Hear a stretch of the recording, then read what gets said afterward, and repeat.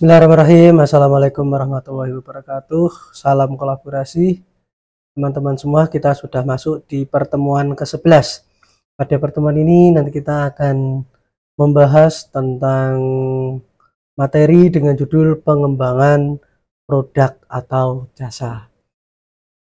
Nah, kira-kira apa saja yang akan kita pelajari pada pertemuan kita kali ini? Di antaranya adalah konsep produk. Yang kedua adalah merancang konsep layanan, siklus produk, mengembangkan layanan baru, serta strategi masuk pasar. Ya. Yang pertama di sini kita lihat ada total service product konsep, di mana konsep sebuah produk, di antaranya ada produk konsep, ada course produk, ada suplemen service, ya, terus ada komponen, nah, serta ada apa saja yang ada di dalam produk tersebut, ya.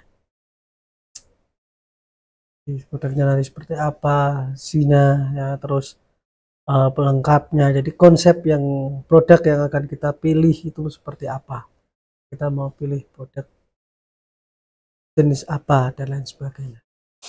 Nah, terus misalnya kita di sini ada produk jasa, ya. Produk jasa sendiri adalah produk layanan yang terdiri dari semua elemen kinerja, ya, baik yang nyata maupun yang tidak terwujud, yang menciptakan nilai bagi pelanggan. Ya, di sini ada produk inti, ada layanan tambahan, ada proses pengantaran. Produk inti itu adalah komponen utama yang memasok pokok, ya. Manfaat pemecahan masalah yang disari pelanggan. Ini adalah produk inti, produk pokok. Nah, terus layanan tambahan.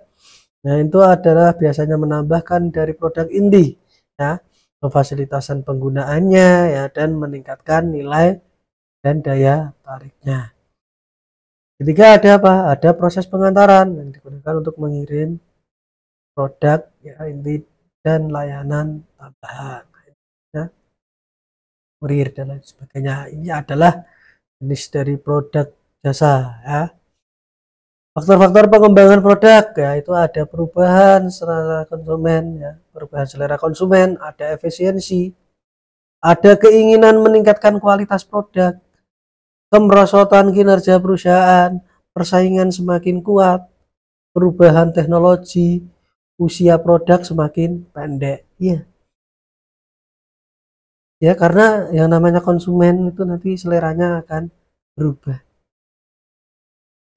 Ini juga menjadi salah satu faktor pengembangan produk. Oh, akhirnya ditingkatkan. Oh, variannya ditambahkan. Terus efisiensinya, ya.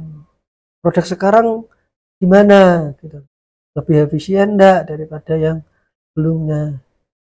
Jadi keinginan untuk meningkatkan kualitas produk itu harus, ya, jadi kita sebagai seorang pengusaha harus punya keinginan untuk meningkatkan kualitas produk agar apa, agar produk terjamin, agar pelanggan tidak lari, ya. Terus apa, kemerosotan kinerja perusahaan ini juga sangat berpengaruh, apa ya, bagaimana agar ketika merosot itu harus ada solusinya. Pesaing semakin kuat, betul sekali, ya. Banyaknya pesaing juga nanti akan mempengaruhi faktor pengembangan produk. Perubahan teknologi, ya, usia semakin pendek usia produknya. Nah, untuk merancang konsep layanan, jadi desain konsep layanan itu harus mengatasi sebuah masalah, ya. Caranya adalah cara bagaimana berbagai komponen layanan yang diantarkan kepada pelanggan. Dua, misalnya adalah peranan pelanggan dalam proses tersebut, waktu yang dibutuhkan dalam proses pengantaran, ya, tingkat dan gaya layanan yang ditawarkan. Nah, ini kalau kita lihat satu prinsip dalam membangun sebuah bisnis, ya. Misalnya di sini saya juga ingin tahu bagaimana alat ini berjalan, dia hanya melihat ini. Jika yang ngoperatori, ya, kalau saya hanya duduk di belakang meja, ya, maka saya tidak akan maju. Nah, ini adalah masuknya di konsep kualitas, konsep strategi manajemen, ya, proses, ya, konsep marketing. Kita pilih mana? Hanya berduduk diam atau menjalankan bisnis. Kalau kita lihat siklus produk, ya, pada tiap tahap PLC membuka kesempatan baru, ya, dan menimbulkan masalah baru bagi manajemen produksi. Nah, dengan mengetahui produk-produk dalam PLC sehingga dapat dirumuskan rencana perbaikan desain pengembangan produk yang lebih baik. Ya, ini ada siklusnya. Oke, siklus pengenalan, ya. Terus nanti ada yang namanya siklus pertumbuhan, dia naik. Ya. Terus nggak selamanya naik. Kalau tadi ya ada yang namanya bosen dan lain sebagainya, ya, maka akan menurun. Nah, jika menurun ini pilih mana? Pilih bertahan atau berhenti atau terus menurun atau meningkatkan kualitas. Nah, ketika penurunan ini ya harus ditingkatkan kualitasnya agar apa? Minimal stabil, ya, syukur bisa naik. Nah, siklus produk inilah yang harus kita ketahui. Jangan sampai kita terlena, oke, jual, ya, ternyata barangnya udah gak ada, ternyata pelanggan sudah tidak membutuhkan. Nah, ini satu, ya, pengenalan pasar, market introduction. Jadi penjualan berada di tingkat rendah karena ide baru dikenalkan. Nah, pelanggan tidak mencari produk tersebut. Ya, pelanggan tidak mengetahui produk tersebut. Ya. Promosinya yang inovatif diperlukan pada tahap ini. Ketika kita masuk pada tahap pengenalan pasar, ya, diperlukan waktu bagi pelanggan untuk mempelajari produk yang kita buat. Perusahaan akan mengalami kerugian selama tahap perkenalan. Ya. Karena apa? Karena promosi dan lain sebagainya. Kita harus promosinya gila-gilaan, ya, nyebar brosur, pamflet dan lain sebagainya. Ini siklus produk yang pertama. Setelah masa pengenalan, ya, yang kedua ada masa pertumbuhan. Nah, ini biasanya disebut dengan market growth. Nah, di situ penjualan industri tambah tumbuh secara pesat. Variasi produk pun bertambah karena adanya pendatang baru. Lebih banyak pelanggan yang membeli karena sudah kenal, ya. Terus perusahaan juga memperbaharui produk untuk apa? Untuk dapat berkompetensi dengan yang lain. Baik, mencoba memperbaiki penawaran agar dapat lebih menarik target. Ini adalah masa-masa pertumbuhan. Jadi yang namanya usaha ya ada pengembangan, masa pertumbuhan. Terus ada nanti yang namanya masa kematangan produk. Yang disebut dengan market maturali, ya. Ini muncul ketika penjualan industri berhenti, kompetisinya semakin meningkat, kompetitor menurunkan harga, ya, terus perusahaan yang kurang efisien keluar dari pasar karena tidak dapat bersaing. Ini juga diperlukan apa? Promosi yang persuasif yang harus dilakukan secara terus-menerus. Dia akan muncul. Nah, setelah itu apa? Kan ada yang namanya siklus penurunan penjualan, decline.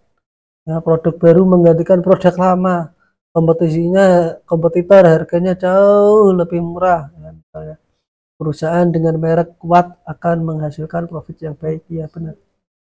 Hanya sekarang ini adalah perusahaan-perusahaan gede yang kuat yang mampu mempertahankan.